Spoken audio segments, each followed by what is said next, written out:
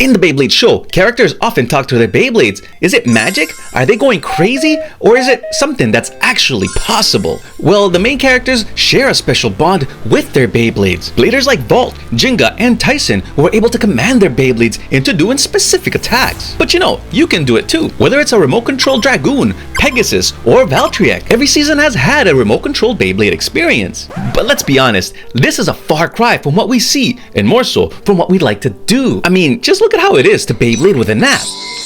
Bruh. Gotta turn it on and look for it, and then you gotta see if it actually finds it.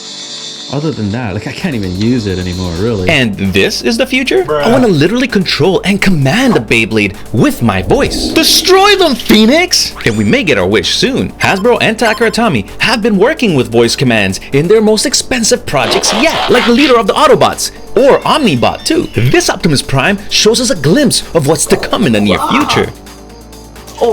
Not this one.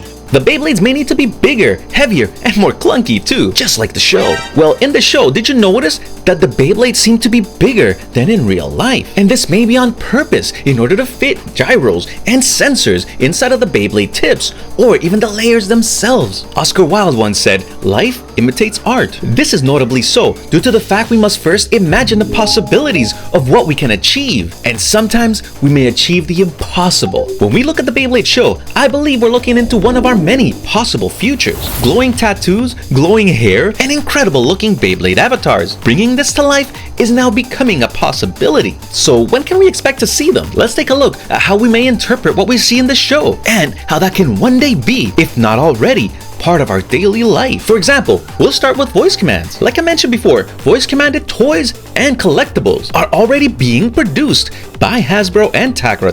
This includes Optimus Prime and the R2-D2 from Hasbro and the Omnibot series from Takara, all of which are neat, but can be very expensive, with the Autobot leader costing a whopping $700 US. The R2-D2 is about $80 and the Omnibots at around $235 USD. And they're still limited by only a few voice commands, and they do have pre-programmed functions. We can't teach Optimus Prime to breakdance.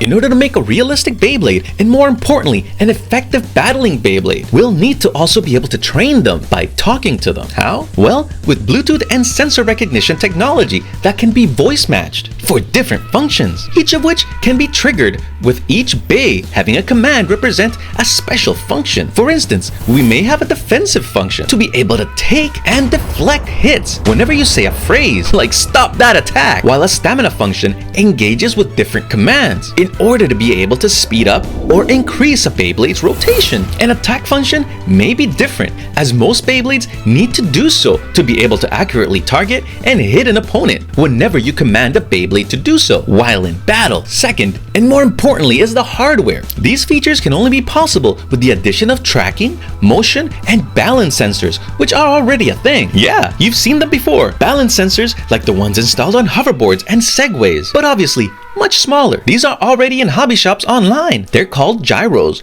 and are relatively inexpensive sensors which can measure angular velocity. I found some for about $18 to $32. By using motion sensor controls like with these drones, flying orbs, and cars that can be driven by remote control and hand gestures, they're also relatively cheap. Now, what about stamina? Well, that is also possible by adding an electromagnet in the base of a base stadium and a magnet in the Beyblade tip. This allows for an incredible effect. As explained by the Science Lab, a Beyblade rotation keeps turning an electromagnet on and off while in battle. This gives the Beyblade a push and could make it spin indefinitely, but of course, only if aimed at the center of a base stadium, just like we see in the show. That's one of many ways this can be achieved. Wow, okay, now that's a lot of info, but what about attack? Let's get a snack and take a short break, because to be able to attack, we need the Beyblade to be able to see its opponent, then be able to quickly change its direction to hit it. So we already have sensors in our theoretical Beyblade layer, but to see its opponents, a Beyblade needs vision sensors, together with recognition technology being controlled by sophisticated algorithms.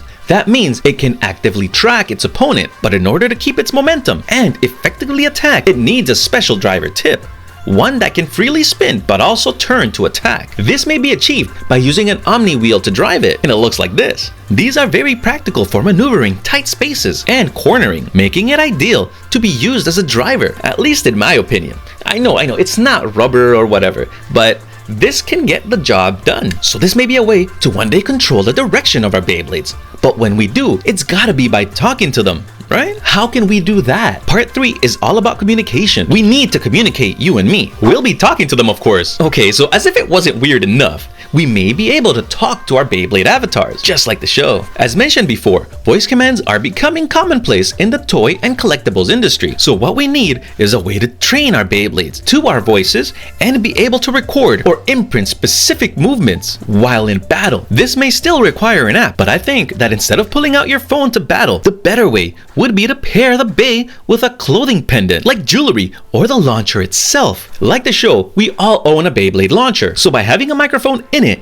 that can be voice matched to you, you may be able to control the Bey. Better yet, imagine if it was an earring. Now, where have we seen this before? So, okay, we have a Beyblade that listens to you and can do amazing tricks that you specifically trained it to do. What's missing now is matching glowing effects, just like the show. Like if you command your special move, you'd probably want your hair to glow like Belle, or your tattoo to glow like Rashad's, or maybe you want your clothes to glow. Okay, the third one is easy. We can attach diodes to clothing and once again, match them to our voice, or simpler still, have it be noise driven. So the louder you are, the harder it glows. And now you have a reason to be yelling at your Beyblade tournaments. Now getting your hair or your skin to do the same is more tricky, but not impossible. There are hair dyes that glow in the dark by using a black light, but there's also glow in the dark tattoos. Yeah, I think that's pretty cool. But don't get them yet. The glow-in-the-dark ink is still in the development stage, so using the ink in your skin can be dangerous as a tattoo. I found that there's also LED tattoos. LEDs are light-emitting diodes. They can one day be used using silicone silk technology. That means that the tattoos can be biodegradable. So not only will you and your babe be a matching light show, you'll also be environmentally friendly. But let's be serious, because one of the most important things about special moves, however, is the avatar itself, the mythical creature or being that resides in the Beyblade and can be seen by you and the ones around you. Well, that can also be made possible. But don't get too excited, because it's still not a real entity unless we merge Beyblades with AI technology. Now, I've talked about this before in my Impossible Beyblade Gimmicks video that I have linked down in the description. Now, I'll expand just a little bit. So to have an AI Beyblade layer to help make decisions on what attacks to do and how to do them may seem out of a science fiction book, but in reality, it can be very easy. There are 3 types of AI, and they can branch off into different categories, but for the most part, there's general AI, super AI, and narrow AI. That's the one we're interested in for this application. Narrow AI is able to understand and perform simple commands like attack, defend, or speed up. This is what your Google Assistant, Amazon's Alexa, and chatbots use to respond to your commands and queries. There are free courses online from Google to help you learn to code such narrow AI algorithms right now. And this means that it could already be in the works. But I'm getting ahead of myself. This is because I'm still missing an important factor in a Beyblade avatar's function or feature, and that's the ability to be seen, not only by you and your opponent, but by people spectating. The fact is, every blader wants to see their avatars, even from the first generation of Bakutan Shoot. Seeing something like a Bit Beast or an anthropomorphic star constellation may not enhance the Beyblade, but this will definitely enhance a blader's experience itself. As much as some people may hate meta and the direction they may be taking, Mark Zuckerberg's idea of a metaverse has some merit. Furthermore, AR and VR technologies seem to be the way of the future. This has been proven by the concerts in Fortnite and the popularity of Roblox. And not only Facebook is making VR technologies, Apple is too. If we could have, for instance, a fully immersed 3D world overlaying ours, in which our Beyblade avatars or even Pokemon creatures walk around us all the time, some of us would be ecstatic. XR is what I think will one day help us see that become a reality. While most people know about VR and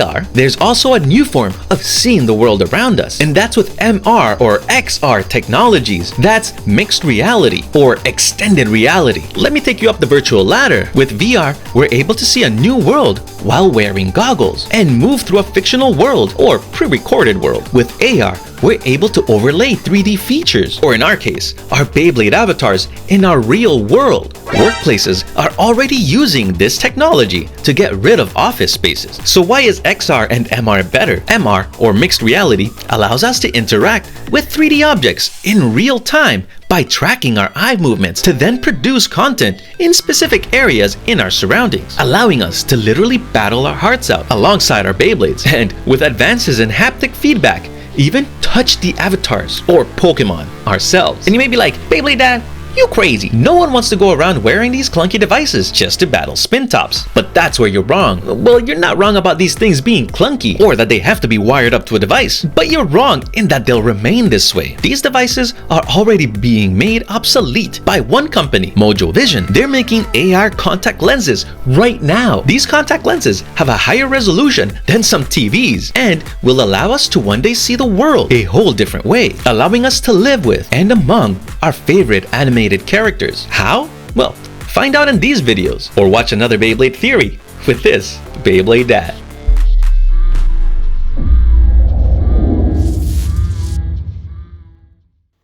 Hey, you made it to the end of the video. I want to say thank you very much for being here. And of course, you could always help out the channel by subscribing and of course leaving a comment. And I will see you next time.